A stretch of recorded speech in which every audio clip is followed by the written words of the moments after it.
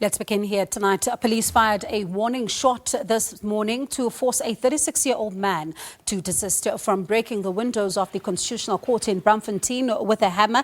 The suspect has since been arrested and charged with malicious damage to property. He's expected to appear in court soon. Let's talk then about this very issue with Chrispin Phiri, who's a spokesperson for the Ministry of Justice and Correctional Services. Chrispin, good afternoon to you and thank you so much for your time. Let's begin with your reaction to this latest incident that we saw unfolding at the Constitutional Court earlier today. Horrible feedback on my side, but I will try and muscle through the interview nonetheless. What we had seen at the Constitutional Court and the attacks that we saw are absolutely deplorable. And as the Minister has said, this is a direct attack on democracy itself and everything that is representative of our democracy. And we are quite pleased that the suspect has already been apprehended by the South African Police Services and will be appearing in court soon. And we really want to understand who is behind such attacks. And it's not difficult to conclude that this seems to be a bit systemic at this point, but we will be waiting for further analysis from the relevant authorities so that we can form definitive conclusions around this matter. But it is definitely something that as a growing nation, especially in the 25th year of our democracy, it is something that we should all rise up and say, not in the name of this hard-fought-for democracy, and particularly a constitutional democracy that has been really, really fought for over a period of time. So you say that this does appear to be systemic, Chrispin. Are you then suggesting that looking at what happened in Parliament at the weekend and what has happened at the Constitutional Court could be linked? We've also seen an incident in Braamfontein where someone was apprehended with grenades or explosives. So what we are seeing here is key institutions and also a pattern. We can't divorce ourselves from that. But like I say, that analysis is not for us to draw. There are experts that will be drawing that analysis, and we may find ourselves that indeed maybe what seems to be a pattern is not indeed one. But all of these attacks or attempted attacks on key institutions of the state, particularly those that represent everything about our democracy, really, really do represent, in the greater sense of the word, a threat to our democracy on the whole. And it's really something that we should, I repeat, we should repel with everything that we have as citizens. I know you say that work is still going on to ensure that you get to the bottom of what may have happened here. But who do you think is behind these acts? I would not want to venture and speculate who would be behind these attacks. Hopefully, our law enforcement agencies, and we must really commend them, Bonnie. They've at least apprehended thus far 2 suspects, and they've brought these people to a court of law where they will be able to answer for themselves what has actually happened here, and we will then draw answers directly from that. But I wouldn't want us all to speculate. Let's trust the law enforcement agencies. They have an awesome responsibility to defend us as citizens and defend our democracy. And thus far, they've been very rapid in their responses. And I think they have all the understanding that our democracy really rests on their responsibilities and their ability to exert their authority and to hold people accountable. So we would wait for them to really point us to what exactly is this and who is behind it. I can't help but ask you this, especially zooming into that, that incident that happened at the Constitutional Court this morning.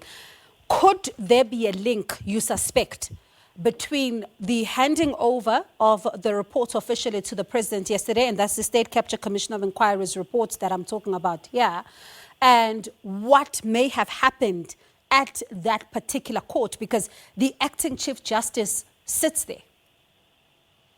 I wouldn't want to speculate that there is a link, because the report is in the hands of the relevant authorities and action will be taken, as the President said yesterday. Even though the report is still in its initial phases, nothing stops law enforcement from acting on the recommendations of the report. And trying to destroy a building will not derail the law enforcement institutions to ensure that we hold those who have been responsible for a very difficult period in our democratic dispensation accountable. So I wouldn't venture to say there's a link. And if people think that this would derail the implementation of the resolution of the recommendations, then I think it is a feeble attempt at that. It's poor logic at best. Now, Chrispin, there's been something that's been doing the rounds. In fact, not even doing the rounds. It's been a reaction of some who have spoken about that fire in Parliament and the man that is now in the dock for that particular crime, accused of that, Zandile Christmas Mafe. There's a number of people that say that the NPA got the wrong man here and they will not be able to stick those charges onto him. I know that you're not a spokesperson of the NPA, but you are in the Justice Department. I wonder, are you confident that the NPA has the right men here? And I ask this because in 2017, we saw a burglary at the office of the Chief Justice. We still don't know what became of that matter. So how confident is the NPA that they'll be able to get those charges to stick here and bring the right person to book? Yeah, I think you're quite correct in stressing, and we can't stress it anymore, that I don't think for the NPA. But I'm happy to say this. The NPA doesn't arrest people. The NPA gets its evidence from the South African police services. They assess that evidence, and then they would then make a decision whether to prosecute or not. And so let's leave it at that. And as for the other incidents where there's been no arrests, I think that's where we must direct pointed questions to the investigative bodies. The NPA at times does prosecution-led investigations, but that too is only them guiding the South African police services. So this is not them going to knock at someone's door to arrest them. So rest assured, you would never see in this country the NPA coming and knocking to arrest you. That's not how our legal system works at all. That is the purview of the South African police services. And they say they've done an investigation. This is where their leads are. That's who we should hold accountable if we have doubts. But most importantly, the NPA believe that this is a matter that is prosecutable. And let's leave it at that. And if they succeed, we will commend them. And perhaps if they don't succeed, we have room to criticize them. But at this stage, I think it's premature for everyone to venture without this matter standing up before an independent body like a court and being assessed by an independent adjudicator like a judge or a magistrate. That is where we can all opine and give our opinion once all the information is before an open process. All right. But whilst investigations are still ongoing, let us give way to law enforcement institutions to do those investigations. Now, Chrispin, very briefly, as a final question, at the back of the release of the State Capture Commission of Inquiry's report, there are still some concerns that the departure of Hemwin Grenier as the investigative directorate head may hamper the work of the NPA from bringing those that have already been named in this particular report to justice. I wonder what support will then be given to the NPA to ensure that it does carry out the work required here, because even the report itself talks about some of the amendments that will need to be done to corruption legislation.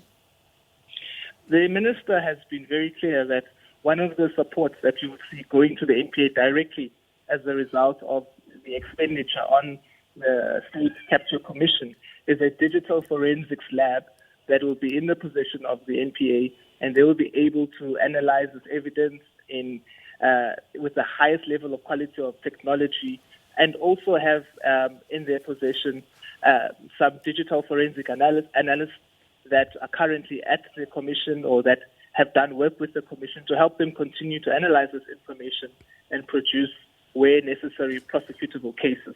So that's the type of support that we envision, and that's not going to change because an individual is there or an individual isn't there. We must, as a nation, trust that we have systems in place and not individuals only in place. And because we know that once you build institutions around individuals, you're most likely not to have a successful institution. All right, Chrispin, thank you so much for your time this afternoon. That was Chrispin Phiri, the spokesperson for the Ministry of Justice and Correctional Services. Let's move to this.